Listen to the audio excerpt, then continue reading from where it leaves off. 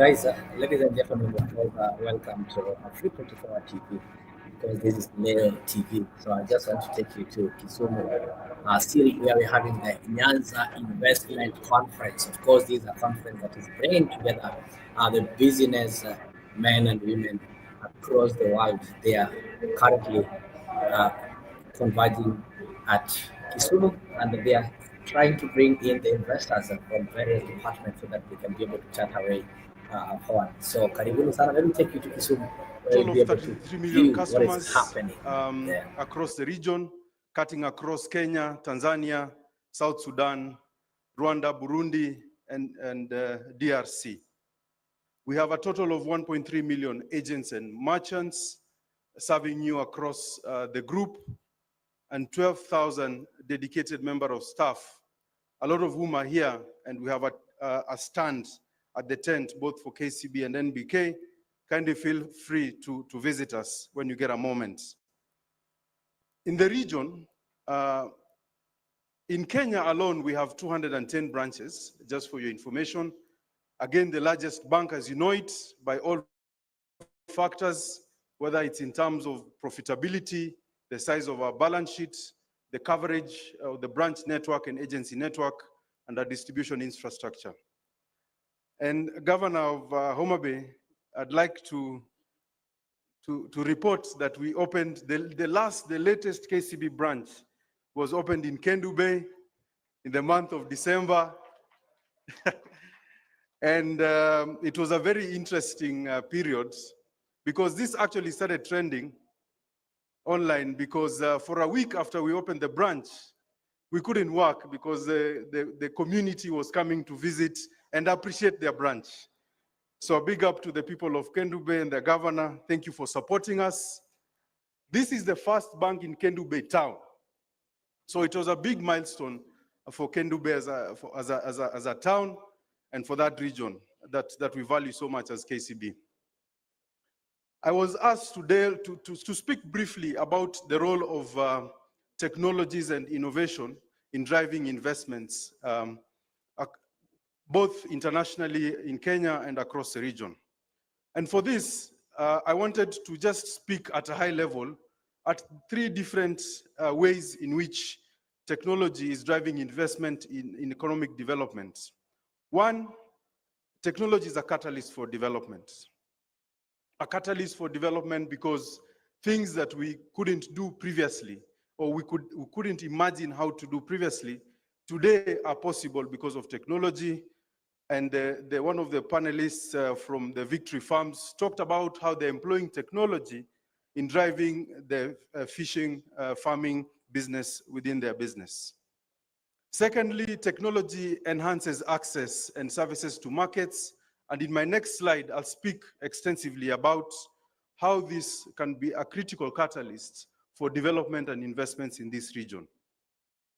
Technology also diversifies portfolios and drives investments. And as opportunities begin to come up, I don't know whether you would have heard, but in 2024, Kenya received the highest amount of FDI, specifically in innovation and technology, as funding coming to startups across Africa.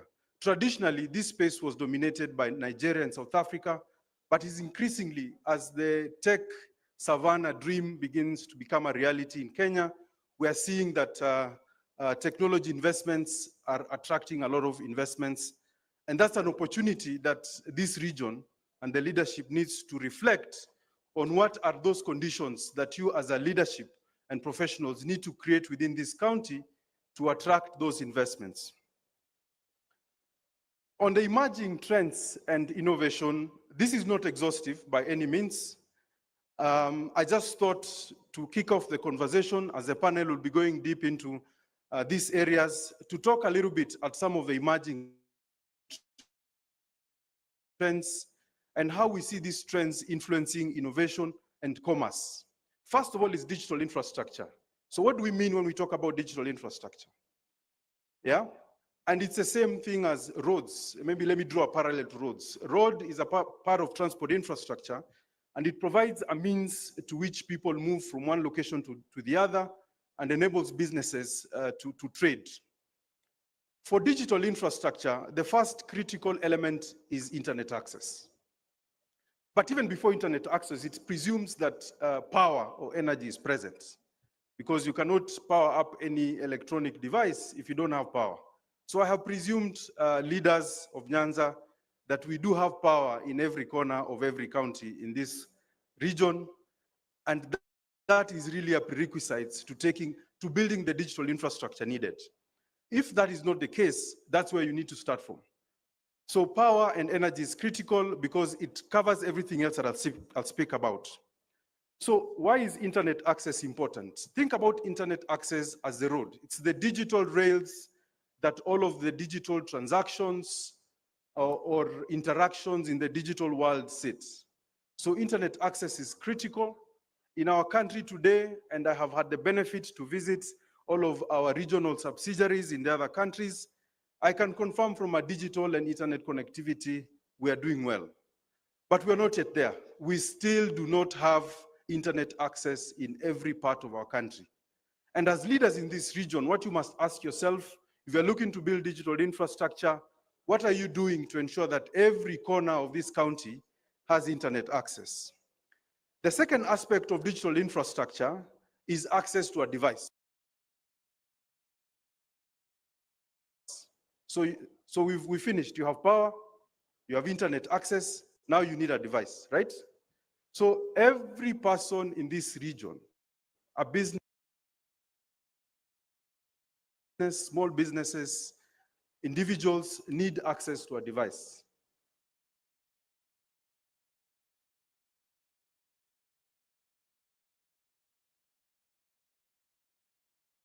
So I think the big question I'm asking to the investors who are here, what are the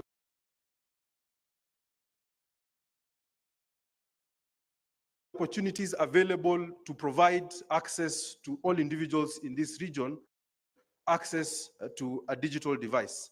Whether that is a mobile phone, which is predominantly the highest mode of access, or a computer, but a device is required. And then finally, it's platforms. So the platforms that facilitate mobile or commerce. And that now sits within the enablement that this region is providing to businesses that are looking to support digital transactions. So what is it that, as leaders, you need to provide in terms of the enablement for providers of e-commerce platforms to ensure that a farmer in Kendu Bay, a fish farmer in Kendu Bay who produces their fish, has access to markets through the different mechanisms that are available. And this can be sorted by digital commerce or e-commerce. The next significant trend is AI and machine learning. It is a fact today, as we've seen how things are shaping up with AI and machine learning. And not just AI and machine learning, I picked AI and machine learning because it's the most significant trend. But if you look at even the American politics right now, controlled by the big techs, it is a fact today that boundaries, economic boundaries, will not exist in the future. So technologies that are coming to transform how business is done are going to disrupt all of your administrative boundaries available today. So the question is, are we originating any new ideas or innovation in AI that would be leaders globally and take advantage of this technology? On the other side, we need to remain aware that as we are still thinking and talking and planning in conferences, people are busy building. And as you have recently heard last year, one of the biggest Safaricom competitors for internet is not another local ISP, it's Starlink, right? Starlink, who are not licensed in Kenya, they just dropped satellites, and suddenly anybody from any part of the country can buy a satellite at 30,000 shillings and has access to internet in any part of the country.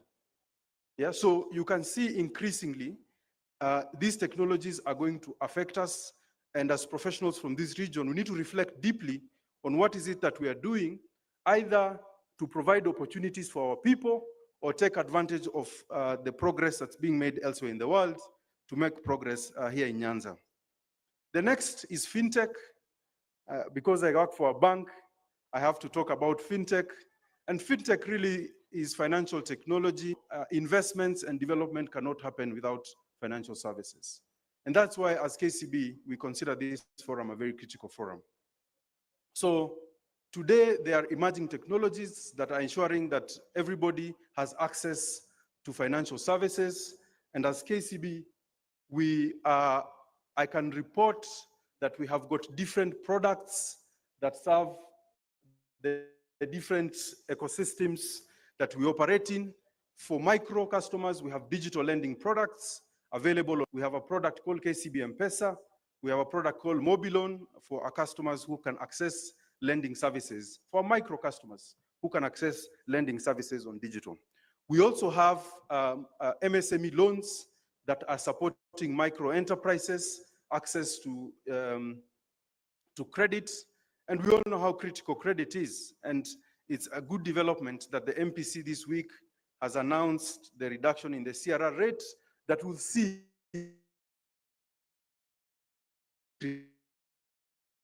is in access to financial services. A lot of conversations on green technologies. And the idea is, how do we, as this region, how are we positioning ourselves to take advantage of these developments? I can see I am being asked to conclude because I have run out of time. What are the challenges and opportunities? I'll conclude shortly. So the biggest challenges, as I have spoken briefly, is access. Access is a big problem,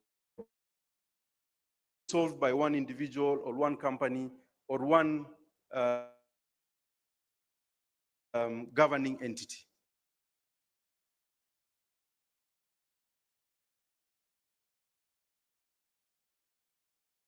Whether that's access to devices and an enabling environment for platforms that power digital commerce. So I want to urge all of you in that space to facilitate the regulatory environment. I think it's good we have a lot of government in the room. So regulators need to play a critical role in this space. So this is a critical area to focus on. I think on my last slide, if you are to remember three things out of my speech, the key three things we need to do, really to harness the full potential of technology in Nyanza, is that we need a multifaceted approach. One, I've talked extensively about collaboration. So this conference is a good beginning, and our co-chair host indicated that there's an outcomes committee. It would be good for us to closely track the outcomes committee on what collaboration conversations are going on post this conference to power up the development and progress that we need to see. And as KCB and NBK, we are ready to play our role to provide financial services in banking, investments, insurance, to continue to power your collaboration. The next thing is capacity building. I think I didn't speak about this when I was talking about digital rails. The reality is, even if you have access, but you're not literate, you don't know what to do, then you can't utilize the capabilities that are available. So again, we have a tech-savvy young workforce. I think they talked about high literacy levels in the morning, 99%, 100% in Kisumu County I had, which is quite impressive. So we need to continue to build capacity to ensure that our people understand the potential of these technologies. And I can also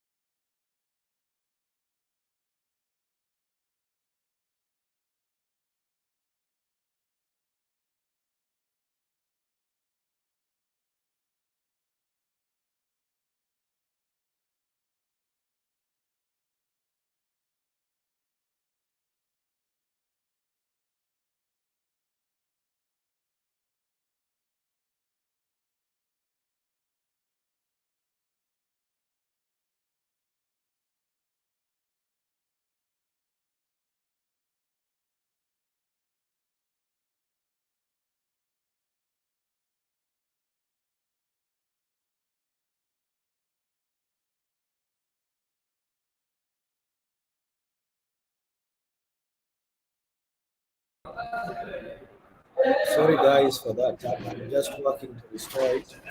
I'll get it back. Wow.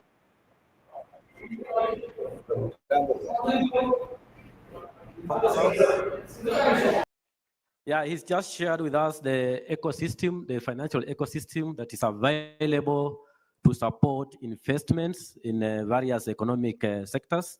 We are now going to jump into panel discussions where our panelists will now be going deeper into the discussions to provide some insightful and actionable strategies on how we can be able to leverage our technologies, our innovations, to be able to attract investments, to be able to promote investments within this region. So allow me to introduce my panelists. I have Honorable His Excellency, the Governor for Vihiga County, Wilbur Otichilo, who will be sharing with us on aspects of regulatory space and policies to be able to support adoption of technologies within our investment space. We also have our president of the Institution of Engineers of Kenya, Engineer Shama Kiteme, who will be discussing broadly about adoption of technologies within infrastructure development, including agriculture, transportation, and energy sector. And we also have our panelist who is online. That is Ambassador Professor Bitange Ndemo. He'll be sharing with us on issues of digital technology. Professor Bitange Ndemo is the current ambassador of Kenya to the Kingdom of Belgium and the European Union. Welcome, Professor Ndemo. I hope you are online. Our technicians kindly assist us to have him online. In the meantime, we shall straight away, in the interest of time, jump into our discussions. And my first question will go to His Excellency, the Governor for... Okay, he's online. Thank you. I've just been informed that our online speaker is available. So I will go straight to Professor Bitange Ndemo. We understand that Kenya is considered a front runner in the technology space in Africa.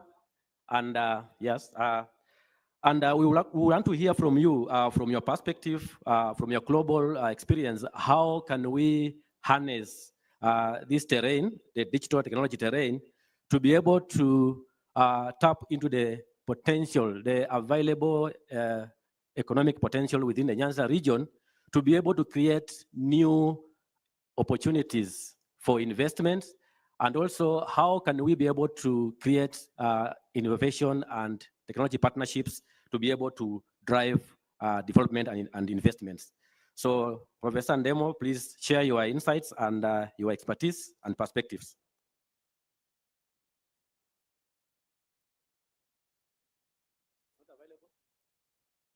Okay, as Professor Ndemo comes online, we can hear from our governor for Vihiga County, Honorable Wilbur Otichilo, on how can we be able to create supportive regulatory space and policies that can be able to support adoption of technologies and innovation to be able to unlock the investment potential within our region and promote development.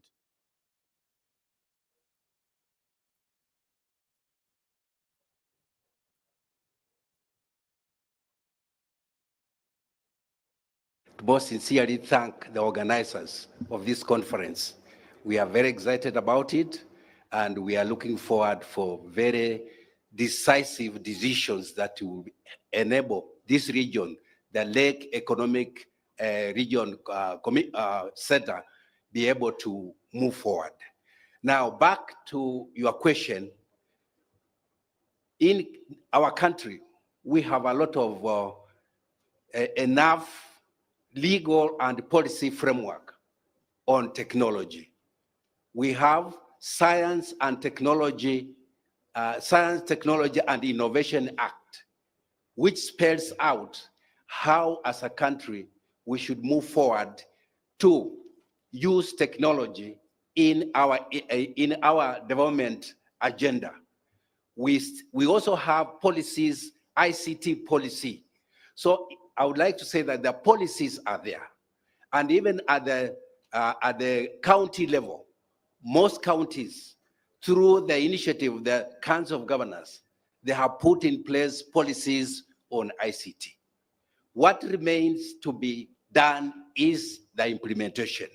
It is the implementation that is the key, and this is where we should, through this conference and other forums, to agree on how to move forward and implement the laws that are well spelled out and they're good.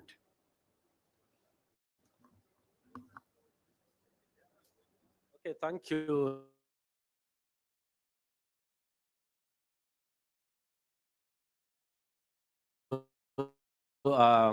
And them on board. So I will jump to our engineer, the president of the Institution of Engineers of Kenya, Engineer Shama Kiteme. We've heard that the Nyanza region really is very rich in terms of natural resources, including the blue economy. And we also understand that energy is the driver of all economic activities. And that means that if you invest in energy, then you are able to drive the rest of the economic activities. So share with us your insights, your thoughts, your perspectives, and your expertise on how we can be able to leverage technologies and emerging innovations to be able to tap into this available potential, to be able to have this region sustainable, self-sustainable in terms of energy that can be able to drive our economy. Thank you. Thank you very much, Professor. And I'm very privileged to be here representing engineers in this country. And I hope we have engineers in the house. Do you have engineers in the house? Thank you very much. A good question, Professor. And we have heard this morning the amount of natural resources we have within this region. We were told about the second biggest freshwater lake in the world. And I recall that last year, 17th So I will ask you to February, I was in Kisumu City. Doing something, and I was leaving around 9 a.m. And the temperatures were around 35 degrees Celsius. I took off and I went to Nairobi, and around 1 p.m., the same day, the temperatures were around 33 degrees Celsius. The question is, the natural resources that we have, how do we harness them, and how do we utilize them? Free sun, sunlight for that matter, free freshwater lake. How do the two combine in addressing the issues that we face as a community and a society in this part of the world? The Institution of Engineers of Kenya has been very vocal in advocating for industrialization because we believe it's going to be transformative. It's going to create opportunities for young people, and it's going to be a catalyst for economic transformation. We took a trip to Germany last year to kind of benchmark. And one of the key things that emerged is that that country transformed through SMEs. Every other village you go across, the fourth family owns a unique industry. They all started like small carpenters, small mechanics, etc. But they have further embraced technology. You won't imagine that the biggest producer of fire doors and those kind of installations, the fourth biggest, that is a family business. And we have so many, businesses here in Kondele and elsewhere probably mechanics running their businesses. We have talked about the fish industry. What can we make sure that with the solar that we have and the fishing industry that we have, the combination of the two natural resources that we have, water and sun, we can get something that is transformative to our economy. I believe that as we want to see a Nyanza that is rising, the space of SMEs is very critical. And technology, the conversation that we're having, transforms the small businesses that we're having to be able to bridge the gap, access the markets, to be able to increase efficiency. And so for that mechanic, if they are lining their vehicle and they were using the camber, you know, previously we were using the camber, the rope, and whatnot, using technology, the computer, when you talk of the limitless opportunities for learning and improving their capacity, accessing the market, I do believe someone in New York still needs furniture, the simple chair, the simple stool. What can a carpenter in Kisumu do to access the market in New York, for instance? In agriculture, using technology, how can we improve efficiency, access to markets globally? Because those are the things that we need to be talking about. Very brilliant conversation over here about fish farming and commercializing that enterprise. How can we improve our access to the market in the sugar industry, in production in our farms, what we could produce in a week, engaging 100 workers, deployment of machinery. What transformation can this produce? As a society, we know that there are things that we cannot outgrow. One is a need for food. We will need to eat, whatever context we are in, wherever we are.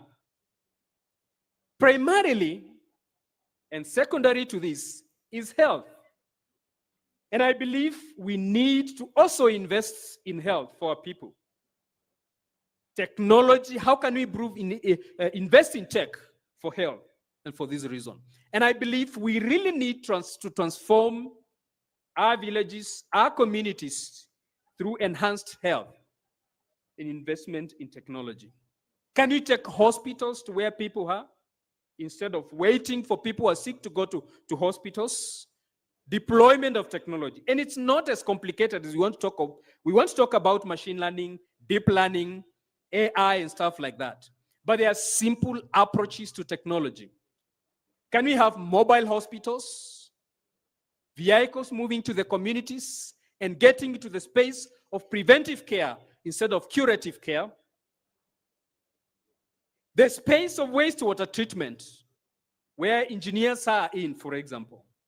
If I want to treat wastewater in Kisumu City, for example, using traditional waste stabilization ponds, I look at huge or vast amount of land that I need. But I can deploy technology, MBBR, SBR, MBR, etc. And I use a small footprint of a football pitch. And so the conversation of deployment of technology is actually unceasing. We are not only limiting ourselves to fintech, AI, machine learning, deep learning, but all facets of technology that we can use to transform our agriculture, our health, our energy sector through green economy, etc., etc. These are opportunities that we can harness in large scale to be able to transform. And I'm sure this is a conversation that we're having right here in this conference. Thank you, engineer, for those very informative points. I know if we allow you, you can actually take the whole of this day just telling us on how you do that. I know you are so experienced on these matters. You have a lot of expertise. Ladies and gentlemen, I understand our online speaker is not going to be available. So allow me to go back to our Honorable Governor for Vihiga County, His Excellency Wilibao Tichilo. You mentioned that this in technologies. Could you please give us an overview on where we are as counties in terms of your investments in technologies? What have you done so far, and what are your next steps? Thank you. Thank you for that question.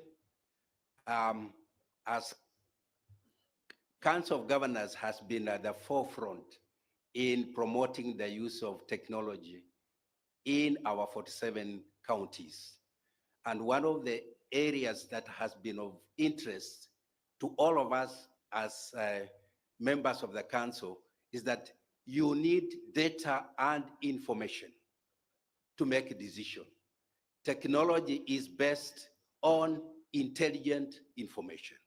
So without data and information, we cannot talk about technology. So one of the areas that we have taken as Council of Governors and even the Lake Region Economic Bloc is to put infrastructure, which somebody talked about here earlier. The satellite technology allows us to get data in real time from satellites. Then as the data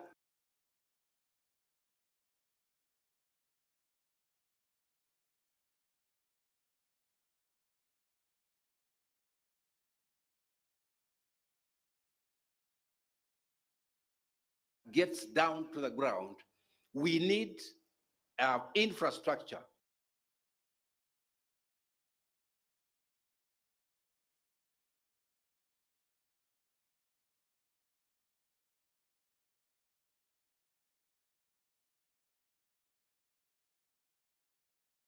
for us to analyze, receive, and analyze that data.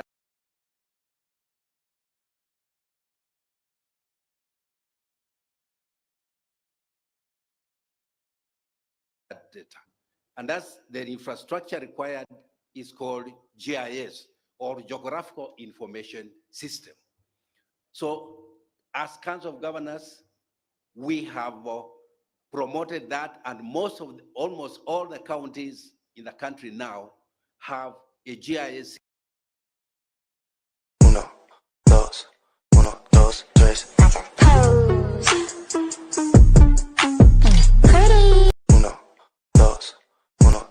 3. That allows to be able to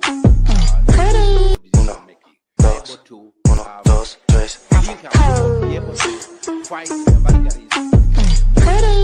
Then lastly, we have good samples. We have the climate